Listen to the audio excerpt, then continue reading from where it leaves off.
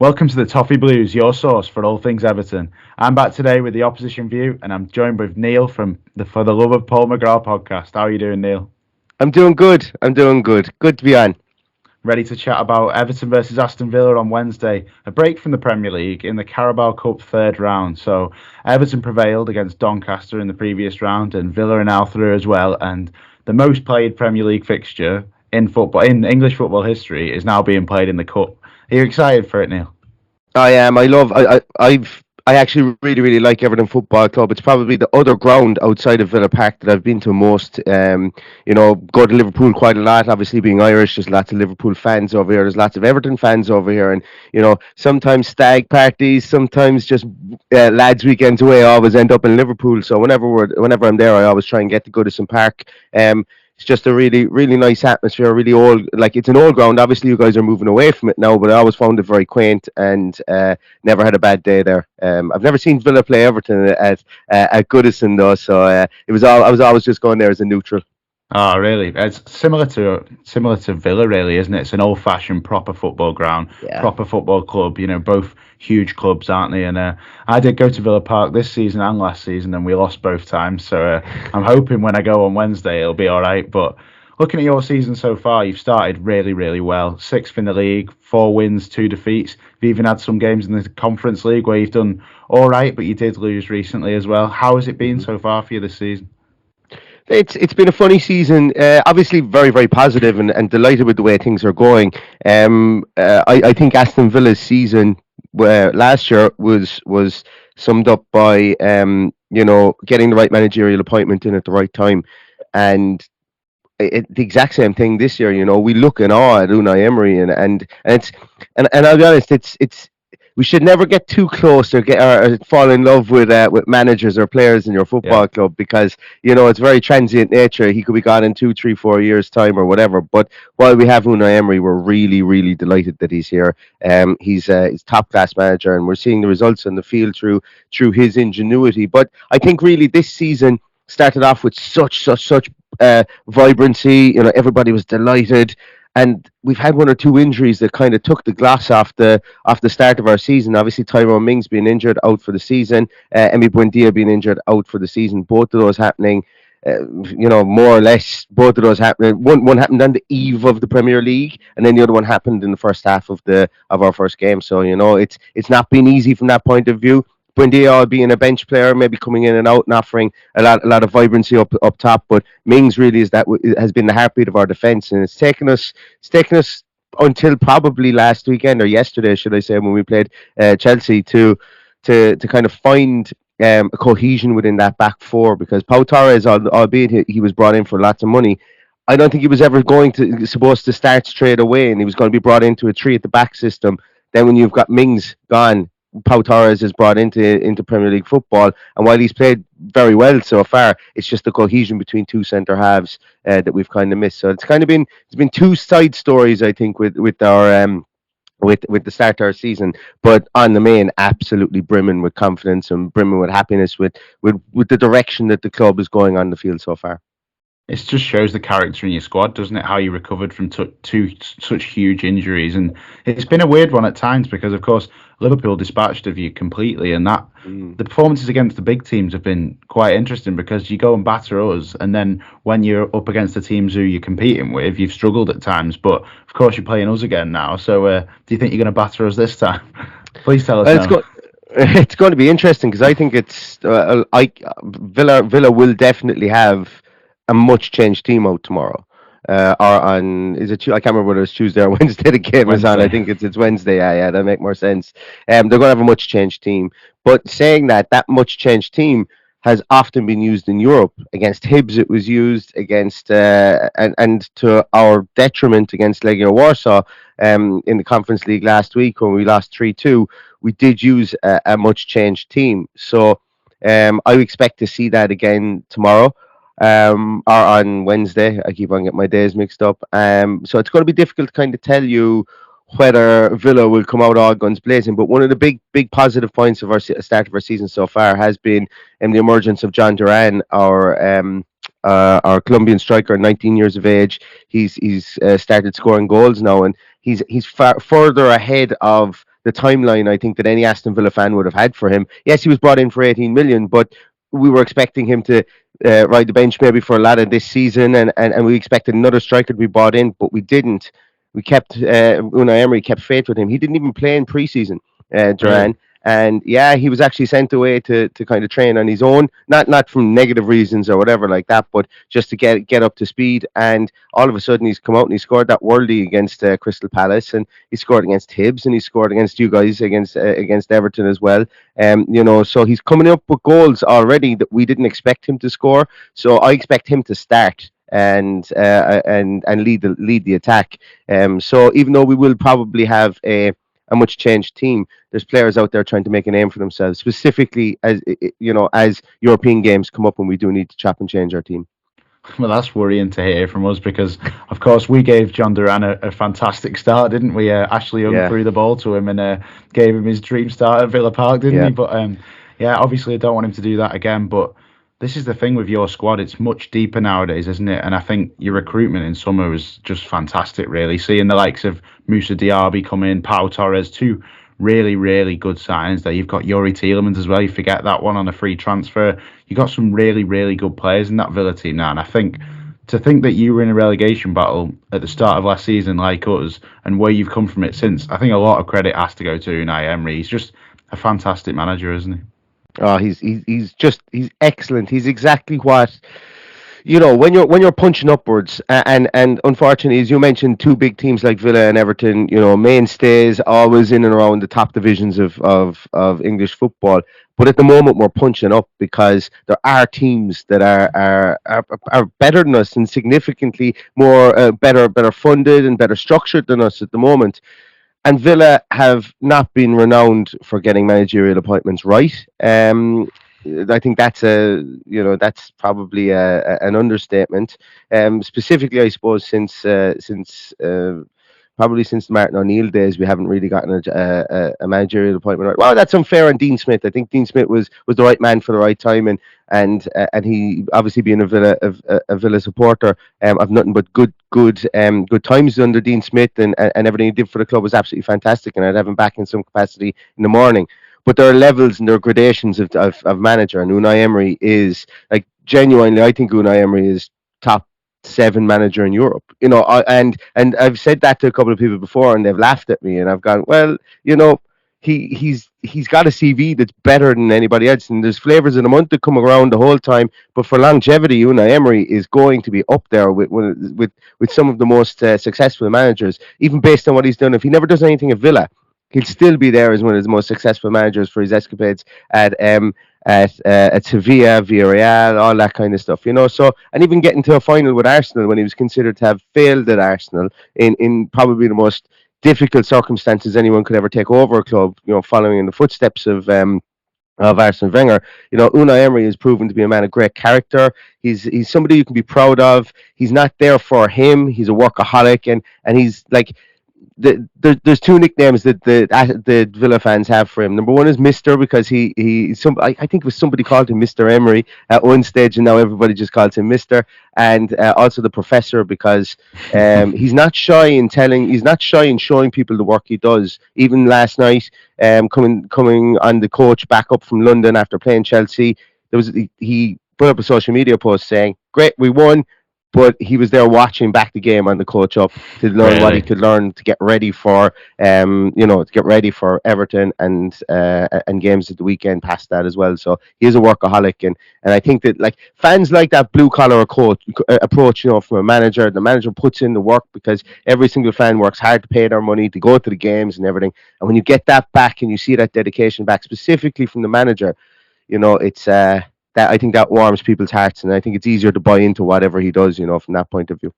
Yeah, I completely agree from an outside perspective as well. His CV is undeniable, isn't it? His record in Europe, you must be really excited about because of Yeah. your being in the Conference League this year. And I think as well, he's come in at Aston Villa from previously when he was in the Premier League. He got a bit of a reputation and he was laughed at by some fans. And I think he completely shut everybody up when he came to Aston Villa and proved that, in fact, he is a really good manager and he can do it in the Premier League. He wasn't just a manager who could do it in the Spanish League or who could do it in Europe. He could do it in the Premier League, and he's definitely proved that now. The way that he's completely transformed that team, and I look at your side now, and there's so much to worry about from an Everton perspective. I'm really concerned about some of those players, and like you said before, I hope that it is a seriously changed side on Wednesday, because I don't want to be playing against Moussa Diaby, Ollie Watkins, but then, like you say, John Duran, who might not start every game normally, might get a game against us, and he's been playing really well as well. But looking from an Everton perspective, we just got our first win on the road against Brentford, and that's a massive confidence booster for us, because we've been winless all season, and you beat us 4-0 and completely ruined us there. That was a horrific day at Villa Park, and we really needed that first win to get our season going. And the Brentford one, it just came in style. We absolutely bossed it from start to end, and it's such a good feeling getting that win on the road, because a win on the road is amazing, but a win in general is what we needed. And we're now going into another away game 3 days later, brimming with confidence and really ready for this challenge. And we really need a trophy. We haven't won one since 1995, but I imagine you guys are probably feeling the same about that. What would a cup win mean to Aston Villa? And is this the cup that you're targeting, or is this a much lower priority when you have got the Europa Conference League? Do you know what? That's a great question, and a cup win would mean low. It would mean absolutely everything to like if you're a fan and you poo poo a cup, then you as a fan, your priorities are wrong. Every cup should be treasured, because you might never see another one. I remember I started following Aston Villa in 1991, 92. And then, of course, 94 came along. We win the World Cup. We win the League Cup. 1996 come along. We win the League Cup again. And I'm like, yeah, I'm after picking a winning team. This is fantastic. And obviously, you know yourself, barren times lay ahead, and relegations for Aston Villa. And you've seen the depths of despair from those great highs of the mid 90s. So any fan that tells you winning a cup means nothing, or when they call a cup like the League Cup and Mickey Mouse Cup, that's when you just turn around and you stop talking and you walk away, because that's some sort of infection that they have in their fandom, and I'm not shy in calling people out on that one. But it's a strange one. People kind of say this is the cup you should target, because sometimes the teams with more resources will put out lesser teams in this league, in the League Cup. And for me, I think that probably makes this even more difficult to win, because you're playing against players that are hungry, number one, that are trying to get a leg up, but also then every other team that isn't in a position to be able to do that is going to have to field a strengthened team, specifically as you go through the rounds. So it's often a kind of a false narrative to say that this will be the easier one to win, or this is the one that you should target. But teams do target it, and that's what I'm saying. Like, Everton would have targeted this. If Everton could win this and finish 17th, it's massive season. Massive. If any team that doesn't have eyes on Europe, and deep down their heart of hearts knows that they don't have the eyes in Europe, would be absolutely delighted with a 17th finish in a cup. Like, that's kept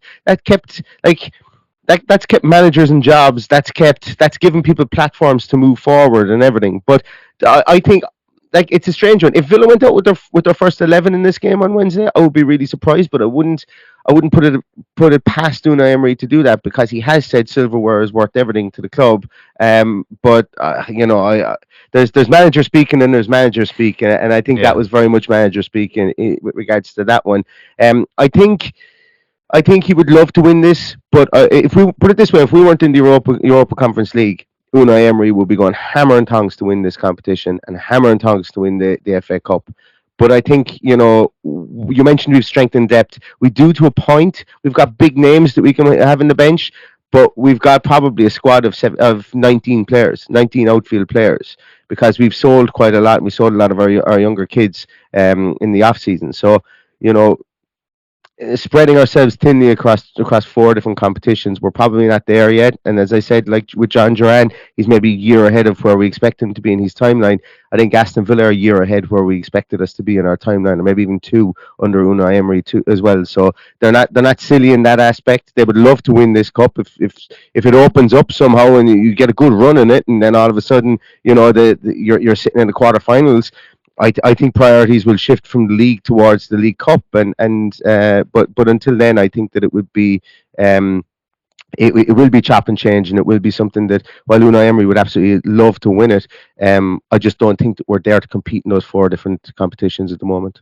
Yeah, it's a huge ask for any club to compete in even three competitions in a season. And of course, like you say, you are ahead of schedule really on the project. So Mm. you'd imagine maybe in a year or two's time, you would have a squad that's ready to fight on all fronts. And perhaps it's not quite ready just yet. But the fact that you're there is a bonus, and you may as well enjoy it and embrace it while it's there, because it's dreamland, isn't it? If you said to me that in a year's time we'd be in Europe, I just wouldn't believe you. And I'd be so pleased about it. And a trophy for Everton is absolutely huge as well. And it might. I don't know what the priorities are really going to be for Sean Dyche here, because of course Premier League survival is absolutely paramount. But he knows how much Everton fans really, really need something to cling on to, and even a cup run for us, what it does for the player morale, the fan morale, and the feeling around the club, it would just be unbelievable. And Mm. with such a difficult start, we've been buoyed by that win against Brentford, but we want it to carry on now. And we've got two very favourable league fixtures coming up in Luton and Bournemouth at home. But we've got this nice task in the middle in midweek, and it's going to be difficult. But to get through that as well, to then have back-to-back wins, it'd kickstart our season. And looking at our season so far from the outside, what have you thought of Everton? And are you worried about this fixture? And do you think that perhaps the points total doesn't reflect the performances? It's hard to know. I think Everton, the look, when you bring in Sean Dyche, you're going to need to change, and you're going to need to, there's going to need to be a sea change. There's going to need to be a change in style. There's going to need to be a change in personnel. And even when you take a look at your backline, remember I spoke about Aston Villa and the cohesion they needed to have between their centre halves. You've got Tarkowski and Brantwaite. Brantwaite, obviously super stuff on loan last season, has come back into the team and looks a real player in there too. Himself and Tarkowski are going to need time to get to know each other. Brantwaite doesn't have, he has some excuse me, some Premier League experience, but he doesn't have a ton Not of it. much, And no. also he's young, and learning beside somebody like Tarkowski has been must be amazing for him as well. Like when you look at the team that Everton can put out, even that new the striker you guys signed from Udinese, Beto, like he's a really good striker. He should Yeah. be able to score enough goals to to propel you guys up the league, and I don't doubt that he will. Calvert-Lewin obviously coming off the bench, scoring at the weekend as well. You really need to keep him fit because you know, he's just not been fit for the last 3 or 4 years. Dan Juma coming into the team as well, perfect signing for the likes of a Sean Dyche team as well. There, he can come in, he can maybe split time with. Well, I don't know if you like Joe Garner. I like Garner as a player. But if you wanted to go with two out and out wingers, you've got McNeil one side, who obviously Dyche knows, and then you can have Danjuma the other side, or you could push Danjuma up further near Beto. So the team that Everton have and the group of players that they have is not poor by any stretch of the imagination. There Far are from it. teams out there that would spend 70 million on Onana in midfield in a heartbeat, and that just goes to show that there's some really good players in there. I really like the look of Mikalenko at left back. I've always liked him for Everton. It'd be great if Seamus Coleman was back fit again, but unfortunately he won't be back for a long time. No, But he you've got won't. Ashley Young in there to offer that bit of leadership, and you've got England's goalkeeper in goal. So you have to be afraid. If Everton go out and put out that 11, you have to treat it with the greatest amount of respect, because there's internationals, there's good players, there's established players throughout. I think the points total, the reflection of the points total piece is in some games, okay, Everton have looked like when we played you guys earlier on in the season, Everton did look poor in that game, but Horrific. That I, was a terrible game for us. but That was. I think the reason isn't because there's poor players or a poor manager. It's because it takes a while to implement that system for Sean Dyche. And even though he was there at the back end of last season, it's going to take more and more time for him. But I think as the season goes on, results will get better, defending will be more resolute, and Everton will pull away from the bottom of the table. I hope they do, because I love the whole Everton not being relegated thing. I think there's something kind of very kind of romantic about that. Villa hadn't been, Villa being a mainstay in the Premier League as well, previous to us getting relegated in 2016. That really hurt me to get relegated Yeah, I when they bet. did. And it's there's just something, like, as I say, old clubs, historic clubs like Everton, like Villa, when Everton have this whole never been relegated from the Premier League thing, keep it, and for that reason alone, I want Everton to finish minimum 17th every season, because, as I say, there's a lot of clubs who've gone down and found it difficult to come back, and then ruined kind of the soul of their club in the efforts to try and get back up, and it's just. it would be great. Like it's great to see the those mainstays in the Premier League, and I hope Everton stay there for forever. To be honest with you. I appreciate that overview of Everton. I feel like you've covered a lot of it really well there. And if we do start that first 11, I think we should. And if we do, then I feel like we can give you a game after the Brentford game. Now, maybe before that, I wouldn't have said so, but now I'm feeling a little bit more confident. I don't want to go Mm. overboard, but for me, we have to start the same team. Once you've beat Brentford, there, carry on the momentum.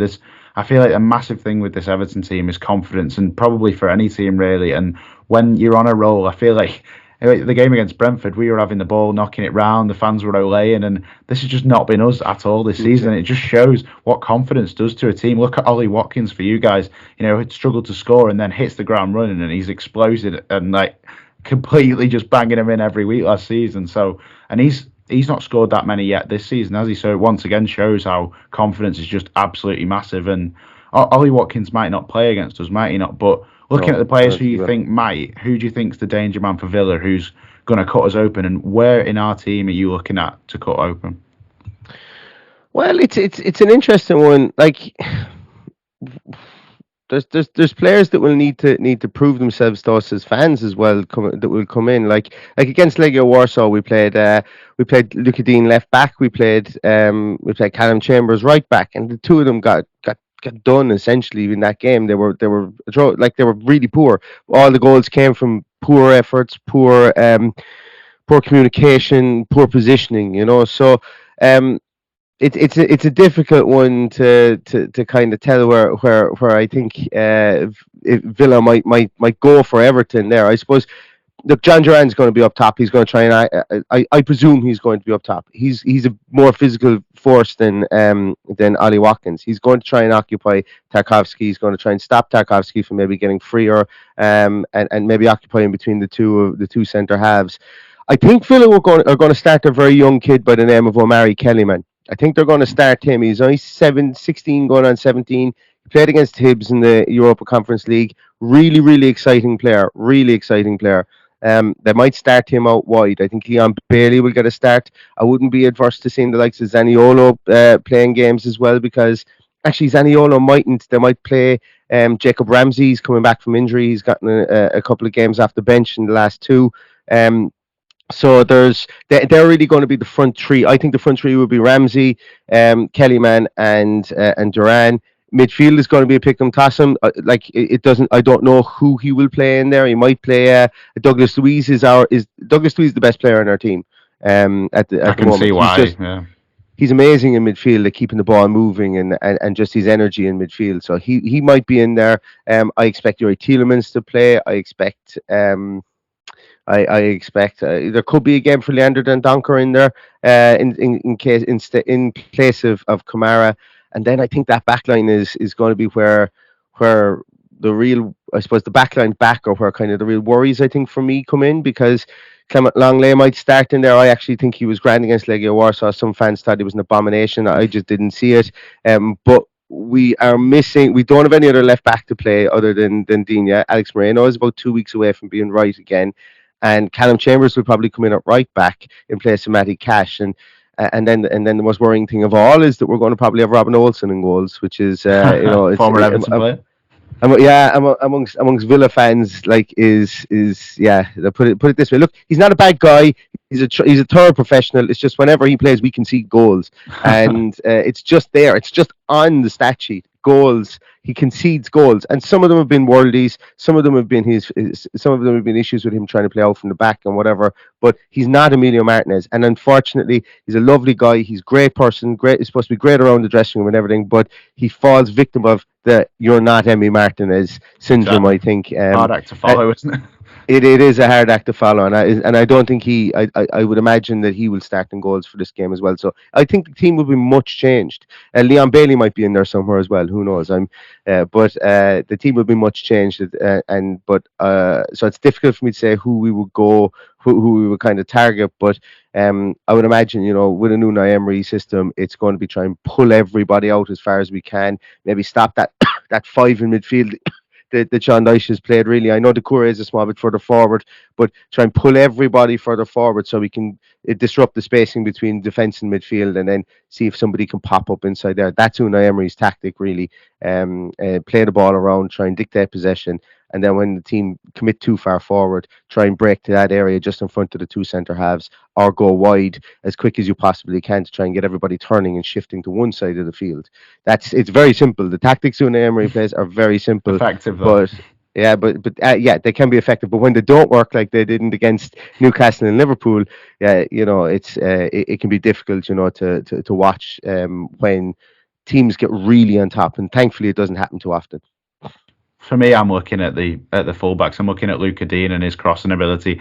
We know him from his time at Everton, and it Yeah. was an interesting sale that at the time. We were quite disappointed, but overall, you probably would never have got that money for him again. And just seeing what he's doing for you guys at the moment, crossing wise, he can put a wicked ball in. And I think that the current Everton tactic defensively is to defend really narrow. So you'll see that your wingers and fullbacks will get a lot of time on the ball, a lot of time to cross it in. And if you have got such a physical threat like John Duran up front, I'd Mm, be worried about those balls coming into his head. And I think Deitch seems to trust our defence to deal with the crosses. That's kind of the tactic, basically, about how we will defend. But I am worried about how Luca Dean can just completely throw all them brilliant balls in, like he did in the league game. I think that's a worry for me. But ourselves, looking at us, I think the way that we're going to beat you is going to be on the counter attack. If we beat you, it's in transition, it's sitting in, and then hitting you with a real spring and a bit of speed on the break. And I think you'll get that from the likes of Beto, Danjuma if they play. And if we keep the same team, we would then have Dominic Calvert-Lewin and Danjuma on the bench, which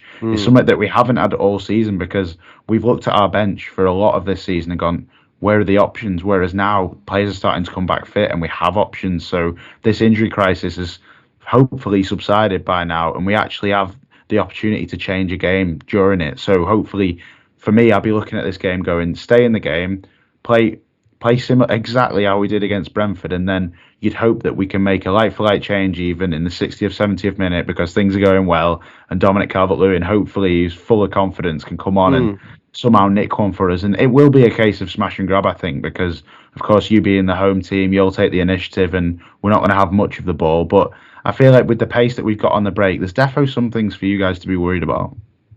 Oh, I think so. Oh, absolutely. Yeah, yeah, yeah. Cup football, it's going to be up and down the field. I think this game, regardless of who we play, or what team we play as well.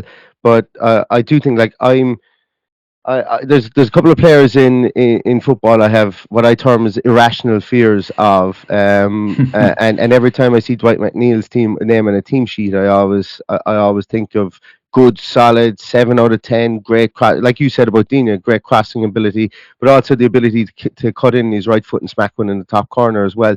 Like so Dwight McNeil, Matt Ritchie and Ryan Yeah. Fraser used to always just give me chills every time I see them on the team sheet. I don't know why it is. That's why Industrious wingers, aren't they? industrious wingers, yeah, absolutely. You're going to get 150% of effort out of them, and they're going to be a 7 out of 10 every week. But yeah, I think in midfield as well, you guys have more than enough grunt in midfield to be able to like Onana, Gray, Doucouré, if they all start inside there. I think that would be a huge positive for you guys as well. But like there's going to have to be a lot of respect given here on both sides, I think, and it'll just be interesting to see what team Aston Villa throw out, because it's that's really where I think the real insight will come from, because without knowing, and it being such an ambiguous kind of area at the moment for us, I don't really know. But Everton will, I think where you guys can get at, like looking at the Legia Warsaw game as well, it was crosses from a small little bit deeper and runners from deep. We tend Right. to, so there's two types. The Jekyll and Hyde with Aston Villa, and going back to what I said about the Unai Emery tactic, is if our midfield gets back on our centre halves toes, if Boubacar Kamara or whoever's playing number 6, if the spacing isn't right there and he's pushed back too far to defend too deep, but not in amongst the back four, it becomes an awful. It creates an awful. Because the spacing is wrong, it creates an awful predicament for our two centre halves, because it allows Right. people to run from deeper, and unchecked runs so that they can be onside. We do have a high line. We're becoming famous for catching teams offside and having a massive high line. But when our midfield pushes back onto the toes, or maybe only leaves 5 yards ahead of them and gets pushed back too far, the midfielders then can have a good jump on our centre halves. And if you look back at the Liverpool game, Salah lived on that shoulder for Right. the first half, and then he pushed back into a bit more of a deeper role and was making his runs from deep. Same for Legia Warsaw. If you can get any highlights of that game, like their first goal was just disgraceful defending from Aston Villa. Their second goal was just disgraceful defending from Aston Villa, and the third one, Villa just basically just tried to shadow him out, and then he lets fly with one through the legs of Callum Chambers into the bottom corner. So if we get caught back too far, or if our fullbacks get caught too far forward, we are open because of our high line. So if they're and that's why I think you guys are going to start Danjuma so they can have his pace to try and get in behind our two centre halves and have a clear run at goal, Yeah, because I it think happens. from what you're saying, the wingers are going to be key for Everton, and Yeah. Dwight McNeil is a really, really effective player, and he's been fantastic for us since the second half of last season. And he really struggled at the start of his time at Everton, but he's grown into an absolutely fantastic player, and he's now arguably one of our best players. And I think he's definitely going to play against you guys. And Danjuma may play, but for me, I'd be sticking to the same team. And perhaps the time to use Danjuma might be with half an hour to go, where not only have you got that weakness that you say we can exploit, but also combined with the tiredness that you guys may be facing at that point. Perhaps from players who aren't playing every week all the time, may not have the same fitness levels, but it's going to be so hard to predict because, like you say, your team could be absolutely anything. And I think we may as well give it a go at least. So give us a prediction for the game. What are you thinking? Um, I think both teams will score. I'm going to go 2-1. I'm going to go 2-1 Villa just because I'm an Aston Villa fan. But it could be 2-1 to Everton as well. Well, I I'm think going to we go score. I brave think as we well. Then. concede. You think we score against you? Oh yeah, I think we concede. Yeah, yeah, yeah. Well, that's promising for us. I think I'm going to go with 2-0 Everton. I'm going to be really brave there. I think Yeah. if we get an early goal, then that's how we can kind of quieten your crowd. And then I imagine the second one may be a sucker punch when you really go for it in the end, because we have to remember with this cup competition, 90 minutes straight to penalties. So it's really one of those, you want to avoid penalties at all costs, because then the game becomes 50-50, doesn't it? I forgot all about that. That there's no injury or there's no extra time in this competition anymore, and maybe that's something that Unai Emery goes, yeah, you know what, we maybe start seven of our starters and see what happens from there. It's just not being used to playing Wednesday, Saturday, Thursday, Sunday kind of football as well. It's just we're all getting used to it to see what the idiosyncrasies are in team selection that Unai Emery brings. But yeah, it could. I don't think either team will want it to go to penalties. No, definitely not. I couldn't take that. I'm going down to Villa Park on Wednesday, and in-person penalty shootouts are just too much. They are completely too much. But Yeah. before we go, I've got one final random question to ask you. Okay, so if you could sit down with three people, whether it's footballers, celebrities, anybody, to have a meal, have a great chat with them, and figure out everything you want to know, who would they be? Oof. Um, well, since my podcast is called For the Love of Paul McGrath, I think I'm going to have Paul McGrath in there, considering his nickname around Villa Park is God. I Wow, think I'd like to speak to God. could have That guessed would be that one. nice. Yeah, yeah, yeah. I would.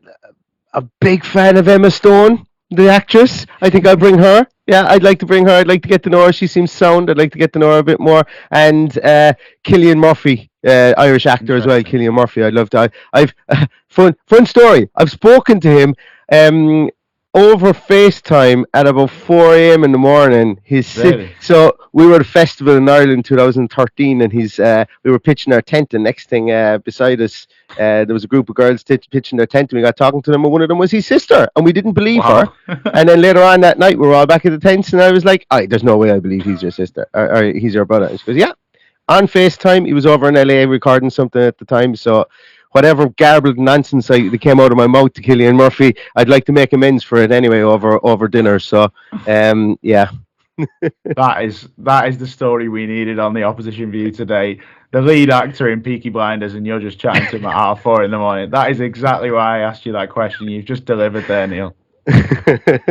Superb. But that is all from the opposition view for today. Everton play Aston Villa on Wednesday night in the Carabao Cup. Who will prevail? Please be Everton. I'm sure most of you watching hope it's Everton, but any Villa fans do hope you enjoy the game. And thanks so much for coming on, Neil. It's been brilliant. No problem at all. But yeah, please leave a like if you enjoyed the video, and hopefully Everton can get this win and have back-to-back wins and look ahead to those two huge home games in the Premier League. But that's all for now. See you in a bit.